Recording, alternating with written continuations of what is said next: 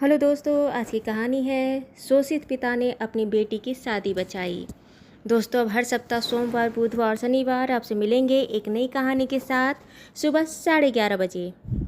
दिनेश जी और उनकी पत्नी प्रियंका जी अपने घर के बाहर शाम के 4 बजे बैठ के चाय पी रहे थे।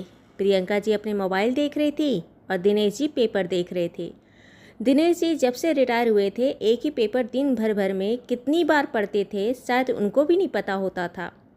सुबह के 8 बजे पढ़ते थे, दोपहर के 1 बजे रिवीजन होती थी, 3 बजे 4 बजे फिर से एक रिवीजन और रात के 8 बजे एक बार और रिवीजन। अगर पेपर का एग्ज़ाम होता तो शायद दिनेश जी रोज़ उसमें टॉप करते। एक बार पेपर की पढ़ाई और 4 बार रिवीजन। खैर, दोनों पति पत्नी बैठकर चाय पी रहे थे, तभी उनके घर के गेट खोलकर उनकी बेटी दिव्या आती दिखी। दिव्या अचानक से हाथ में ट्रॉली बैग लेकर घुसते हुए दिखी। बिना बताए अचानक से कैसे आ रही है, क्या हुआ? प्रियंका जी और दिनेश जी दोनों अपने सपाट चेहरे पर सावधान मुद्रा में जैसे बैठ गए। प्रियंका जी खड़ी हो गई कि बेटा, बहुत अच्छा लगा तुम्हें देखकर, बहुत खुशी हुई, पर तुमने बताया नहीं, तुमने किसी तरह का कुछ कहा नहीं। हम आ जाते तुमको लेने के लिए। क्या हुआ बेटा, सब ठीक है ना? दिव्या थोड़ा चिढ़ते हुए बोली, यह क्या बात हो गई कि बेटी की शादी हुई तो बेटी को घर आने से पहले भी बताना पड़ेगा क्या कि माँ मैं आना चाहती हूँ, इजाज़त है क्या? प्रियंका जी अपनी बेटी का उखड़ा मुंह देखकर हंसते हुए बोली, ऐसा कोई बात नहीं है बेटा, हम तो बस थोड़ा सा डर गए थे कि क्या बात हो गई। कुछ बात तो नहीं है, इसलिए तेरे से पूछा। तेरा घर है, तुम तो कभी भी आ सकती हो बेटा, और इसमें इजाज़त लेने की बात नहीं है। प्रियंका जी शांति से बैठ गई और दिव्या भी बगल में अपना बैग रख प्रियंका जी और दिनेश जी के साथ शांति से बैठ गई। दिनेश जी तुरंत किचन में गए, एक कप चाय बनाए और फिर वापस आए। अपनी बेटी के सामने चाय और एक गिलास पानी रखे। हाँ बेटा, यह ले, सफ़र से आई है ना, थक गई होगी, आराम से चाय पी, आराम कर, थोड़ा लेटना चाहे तो लेट जा। तीनों बैठकर फिर चाय पीने लगे। दिनेश जी अपनी नज़रों से अपनी बेटी के हर हाव भाव को देखते रहे, शायद पहचानने की कोशिश करते रहे। अपनी बेटी के चेहरे को पढ़ने की कोशिश करते रहे कि क्या हुआ, सब ठीक तो है ना। एक अनजाना डर से शायद अंदर से वह भी डर गए। पिता है तो क्या हुआ, मर्द का दिल है तो क्या हुआ। बेटा बेटी के ऊपर आने वाले गम के नाम से ही एक पिता का दिल बैठ जाता है। चाय पीने के बाद रात का खाना हुआ, नॉर्मल बातें हुई। प्रियंका जी दिनेश जी ने किसी तरह से बेटी से कुछ भी बात नहीं पूछी। रात को सो गए। दूसरे दिन फिर सुबह उठे, दिनेश जी ने चाय बनाई, तीनों पति पत्नी और बेटी साथ में बैठकर चाय पिए। दिनेश जी लगातार अपनी बेटी के चेहरे को देखते रहे। अब कुछ बोलो, क्या हुआ? पर बेटी दिव्या कुछ बोल ही नहीं रही थी। दोपहर के समय जब प्रियंका जी खाना खाकर सोने चली गई तो दिनेश जी दिव्या के कमरे में आए, उनके साथ बैठे। दिव्या अपनी पिता को देखकर जो लेटी थी उठकर बैठ गई। दिनेश जी बोले, बेटा क्या बात है, अपने पापा को बताओ। पापा अंदर से बहुत घबरा रहे हैं, बहुत डर लग रहा है, साफ साफ बताओ जो भी है, मन में कुछ भी मत रखो, जो भी हो बताओ, जैसा था वैसा ही बताओ। दिव्या बोली कि पापा आप तो जानते हो कि मेरी शादी आपने शुभम के साथ करवाई। शुभम और मैं दोनों कामकाजी थे। उसे उसकी जॉब जितनी प्यारी है उतनी मुझे भी मेरी जॉब बहुत प्यारी थी, लेकिन जैसे पता चला कि मैं प्रेग्नेंट हूँ, मुझे मेरी प्रेगनेंसी में थोड़ी कॉम्प्लिकेशन होने लगी। अपनी नौकरी छोड़ना मुझे ज़्यादा सही लगा। प्राइवेट नौकरी है, आज छोड़ सकती हूँ, कल फिर पकड़ लूँगी, लेकिन जो बच्चा है उसके लिए अगर आज जो ज़रूरी है वह करना है तो पड़ेगा। यह मेरी समझदारी थी ना पापा। दिनेश जी हाँ में सर हिलाकर बोले, हाँ बेटा, मेरा बच्चा बहुत समझदार है। जब अपनी जिम्मेदारी की बात आई, बच्चों की बात आई, तो मेरी बेटी नौकरी छोड़कर अपने बच्चे को प्राथमिकता दी, अपने परिवार को प्राथमिकता दी। यह उसकी जिम्मेदारी का एहसास भी कराता है और उसके समझदारी का भी एहसास कराता है। दिव्या बोली, समझदारी में ही सारी लड़कियां मरी पड़ी हैं। डॉक्टर ने कहा कि कॉम्प्लिकेशन है, ज़्यादा उठना बैठना नहीं। मैं उठती थी तो मुझे चक्कर आती थी, घबराहट होता था, मुझे रोज़ के इंजेक्शन लगते थे। ठीक है, अब सुबह वो ऑफिस जाता है तो सुबह वह उम्मीद करता है कि मैं ही उठकर चाय बनाकर उसको दूँ, मैं ही उसको खाना लगाऊँ। अगर मैं किसी तरह खाना भी बना दिया है तो तुम खाना लगा कर खा सकते हो ना। खाना खाए तो बर्तन उठा दे, क्या इतनी मदद मुझे नहीं कर सकता? पापा, मेरे शरीर को आराम मिलता ना, मेरे से नहीं हो रहा था ना, उसको समझना चाहिए था ना। शाम को भी आता तो आकर पड़ जाता, फिर कहता कि नहीं तुम तो मेरे को चाय ला कर दो, फिर रात का खाना भी तुम बनाओ, ताज़ा खाना क्यों नहीं बनाई? सुबह का खाना दोनों टाइम का बना दिया तो कहता कि रात का सुबह का खाना नहीं खाऊंगा। ये क्या बात हुई? सुबह भी वही खाना और रात को भी वही खाना, ये क्या बात हुई? मर्द दिन भर बाहर में काम कमाई करे और उसको 2 समय की ताज़ी रोटी ना मिले, ये क्या बात हुई? शुरू में मैं उसे हर दिन हर चीज़ हर समय काम पूरा करती थी। जब यह प्रॉब्लम प्रेगनेंसी की समस्या आई तब उसे समझना चाहिए ना कि घर में कोई काम करने वाला नहीं है। पत्नी की तबीयत खराब है, पत्नी परेशानी में है तो उसको समझे। क्यों हर बात पर मर्द का अहंकार लेकर बैठा है कि जो हूँ मैं ही हूँ? यह बच्चा सिर्फ मेरे लिए मायने रखता है? मेरा बच्चा है तो क्या यह उसका बच्चा नहीं है? आप भी तो करते थे ना पापा। मुझे तो याद है कि आप हमारी चोटी भी करते थे, हमको स्कूल ड्रेस भी पहनाते थे, हमको नहलाते खिलाते, हमको स्कूल भी छोड़ने जाते थे। आप भी करते थे ना पापा। आपने भी तो कभी नहीं बोला कि मैं मर्द हूँ, मैं बाहर कमाता हूँ, मैं नहीं करूँगा। आप ही तो करते थे।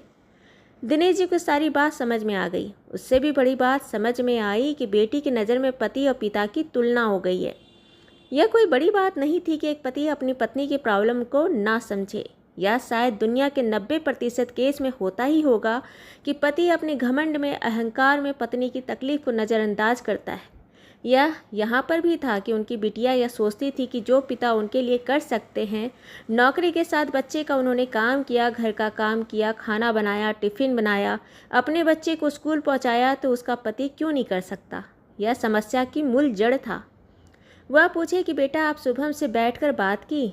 दिव्या बोली मैंने उससे बहुत बार बात करने की कोशिश की, वह नहीं समझा। एक दिन जब मेरी बहुत तबीयत खराब थी और वो एकदम चिल्ला के कहता है क्या तुम जब देखो रोना धोना करते रहती हो? क्या दुनिया में तुम पहली औरत हो जो माँ बन रही हो, जो बच्चे पैदा कर रही है? और मेरे से यह चीज़ बर्दाश्त नहीं हुआ। मैंने अपना सामान समेटी और किसी तरह घर आ गई। दिनेश जी बोले कि बेटा शुभम से थोड़ी सी परेशानी है, वह हम सब बैठेंगे, बात करेंगे, थोड़ी बात समझाने की कोशिश करेंगे, थोड़ी बात उसको समझना भी पड़ेगा। भले वह काम करे या ना करे, लेकिन उसे इतनी तो एहतियात बरतनी पड़ेगी कि भैया अगर तुम्हारी पत्नी की तबीयत खराब है तो तुम उस चीज़ को समझो, अपनी पत्नी को बना कर दो, या फिर उस चीज़ की जिद ना करो कि तुमको चाहिए ही चाहिए। अगर पत्नी की तबीयत खराब है, हालत ख़राब है और पत्नी उस स्थिति में नहीं है तो वहाँ पर बैठकर झक मारने की जगह पर आप खुद का भी खाना लगाइए, बर्तन भी उठाइए, बचे खाना फ्रिज में रखिए और कुछ नहीं तो कम से कम धोने के बर्तन सिंक में डालिए। पत्नी से बनेगा तो बाद में धो लेगी। कम से कम यह तो पत्नी की टेंशन ना रहे कि मुझे भी खाना लगाना है, उठाना भी है, यह भी करना है, वह भी करना है। इतनी समझदारी पति को रखनी पड़ेगी। दूसरी बात बेटा, अगर आप अपनी पत्नी की तुलना मेरे से कर रहे हो कि तुम्हारा पति तुम्हारे पिता की तरह क्यों नहीं कर सकता, ये गलत है। हर इंसान अलग होता है। तुम्हारे पिता तुम्हारी चोटी बनाते थे, तुम्हारे पिता तुम्हारा टिफ़िन बनाते थे, तुम्हें अपने हाथ से खिलाते थे, कपड़ा पहनाते थे, स्कूल छोड़ने जाते थे, तो बेटा इसकी कहानी अलग है और तुम्हें इसकी तुलना नहीं करनी चाहिए। जब मैं और तुम्हारी माँ साथ में थे, तुम्हारी माँ बहुत बड़े संयुक्त परिवार में से आई थी, सबसे छोटी और इकलौती लड़की थी, कभी काम नहीं किया था, उन्हें खाना बनाना नहीं आता था। मेरे घर में उनका रिश्ता आया था, बड़े परिवार की थी, हमारे घर में शादी करके आ गई, मेरी नौकरी दूसरी जगह पर लगी और मैं उनको लेकर अपने साथ दूसरे शहर में आ गया, जहाँ पर सिर्फ हम पति पत्नी थे। तो हमारे बीच में बहुत खटपट होती थी। वह खाना नहीं बनाती, उन्हें खाना बनाना आता भी नहीं, या फिर कभी उनको बनाने का मन नहीं करता, कभी बनाती तो जल जाती और बनाना सीखना चाहती भी नहीं। हमारे जल्दी जल्दी 2 बच्चे हो गए, एक तुम एक तुम्हारा भाई, और उसका नेचर तब भी नहीं बदला। वह उसी तरह लापरवाह थी। जब तुम लोग छोटे थे तो दादी घर नानी घर रह के बड़े हो गए, लेकिन जब 4-5 साल के तुम लोग हुए तो फिर ऐसे में तुम लोग की कैसे चलती? जब मैंने देखा कि तुम्हारी माँ इतनी लापरवाह है, तब मैंने एक फ़ैसला किया। मैं भी अपने बच्चों के लिए, अपने परिवार को जोड़कर रखने के लिए, बच्चों की परवरिश अच्छी करने के लिए, उनको अच्छे से पालने के लिए मैं एक औरत की तरह काम करना शुरू किया। मैं सुबह उठकर तुम बच्चों को नहलाता, तुम्हें कपड़े पहनाता, मैं टिफ़िन बनाकर देता, खाना खिला स्कूल पहुंचाता और फिर अपना ऑफिस जाता।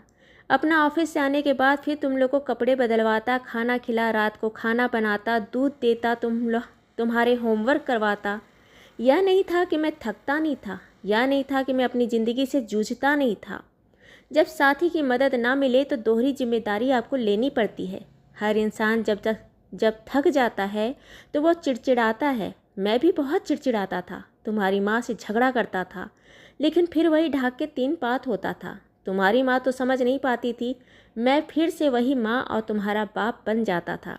जब थोड़ा तुम लोग बड़े हुए तो तुम लोग को संभालना, तैयार करना जैसे काम तो खत्म हुए, लेकिन फिर भी खाना बनाने जैसे काम करते रहे। यह बहुत आसान था उस समय तुम्हारी माँ को छोड़ देना, लेकिन मैं एक बात सोचता था कि कुछ ना सही अगर मेरा परिवार जुड़ कर रहा तो मेरे बच्चों को उसकी माँ का प्यार तो मिलेगा। भले वह ऐसी जिम्मेदारी नहीं निभाती या बच्चों का प्यार ध्यान नहीं रख पाती जैसे दूसरी औरतें रख पाती है, लेकिन एक माँ का प्यार शायद कोई और औरत नहीं दे सकती। बस यही सोच मुझे कोई भी गलत कदम उठाने से रोक लेता। मैं ये नहीं कहता कि तुम हर चीज़ को छोड़ दो और घुट घुट के रहो, हर चीज़ करो। बस मैं ये कहता हूँ कि कितना भी तुम्हारी पति नहीं समझ रहा है उसको समझाने की कोशिश करो। धीरे धीरे पत्थर भी टूट जाते हैं, वह भी इंसान है। हो सकता है तेरे मन के मुताबिक ना बने, तेरे मन के हिसाब से ना चले, कम से कम यही मानकर चलना कि तेरे बच्चे को पिता का प्यार मिलेगा। कुछ नहीं तो यही सोच कि मेरा पति तो साथ में रहता है, लेकिन साथ में होने के बाद भी वह नहीं है। सारी जिम्मेदारी मुझे ही करनी है। अगर यह मानकर चलो कि तुम ही हो, सिर्फ तुम्हें अपना बच्चा, अपनी नौकरी, अपना घर देखना है, तुम्हें कोई आपत्ति नहीं होगी। जिस चीज़ का भी दिलासा तुम अपने मन को दे सकते हो दो। थोड़ा उसे सुधारने की कोशिश करो और खुद थोड़ा अपने दिमाग को भी नई तरीके से खुद को समझाओ। समस्या तो बहुत रहेगी, लेकिन उस चीज़ का देखने का नज़रिया बदलो, उसका नया समाधान लेकर आओ। बेटा, अपने बेटे को जिम्मेदार बनाओ, उसको आने दो, उसकी जिम्मेदार बनो। जो गलती तुम्हारा पति कर रहा है या जो उसकी परवरिश की वजह से आज तुम्हें तकलीफ़ हो रही है, वही अच्छी परवरिश अपने बेटे को देना, जिससे तुम्हारे घर में कोई लड़की बहू बनकर आ जाए तो उसको तकलीफ़ ना हो। दिव्या को आज पहली बार पता चला कि उसके पापा घर के काम क्यों करते थे। वह समझ गई थी कि चीज़ को समझना ज़रूरी है, उससे भागना नहीं है। उसने अपने पापा को कहा, पापा मैं बस कुछ दिन यहाँ पर रहना चाहती हूँ, थोड़ा सा मन मेरा फ्रेश हो जाए, फिर मैं चली जाऊँगी। दिनेश जी ने दिव्या के सर को सहलाए और चले गए। दिव्या ने अपने पति को फ़ोन किया कि मेरा तुमसे झगड़ा हो गया था और मैं गुस्से में घर आ गई हूँ। मेरा कुछ दिन यहाँ रहना चाहती हूँ, मेरा मन शांत होगा तो फिर मैं आ जाऊँगी, तब तक आप मेरे को शांत रहने दीजिए। फ़ोन रखने के बाद दिव्या का मन बहुत हल्का था, शायद उसके सारे समस्याओं का समाधान मिल गया था। दोस्तों, यह कहानी आपको अच्छी लगी तो इसे लाइक करें, शेयर करें, सब्सक्राइब करें और मिलते हैं एक नई कहानी के साथ एक छोटे से ब्रेक के बाद। धन्यवाद।